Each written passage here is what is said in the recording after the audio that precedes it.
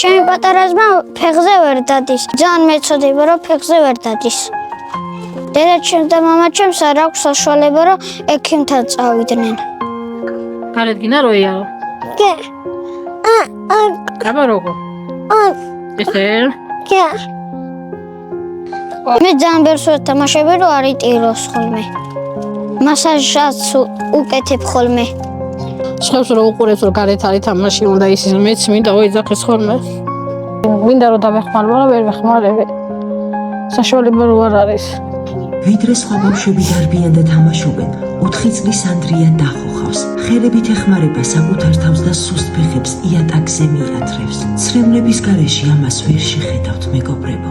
ანდრია სასწრაფოდ არის წასაყვანი ექიმთან. წინააღმდეგ შემთხვევაში ბავშვს მალე ინვალიდის ეტლში ვიხილავთ. ბიჭუნა 8 თვიანი დაიბადა და მაშინვე საშინელი დიაგნოზი დაუსვეს. მას სპინა ბიფიდა და ჰიდროცეფალია აქვს. სასწრაფოდ სჭირდება გამოკვლევები, ანალიზები და რეაბილიტაცია. მაგრამ ოჯახი მხოლოდ სოციალური დახმარებით ცხოვრობს.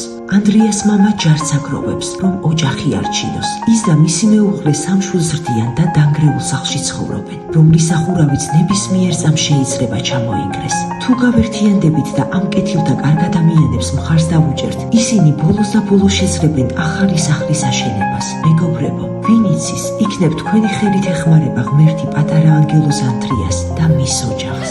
გადარიცხეთ ნებისმიერი თანხა ჩერნოვეცკის ფონდის ოფიციალური საიტის მეშვეობით.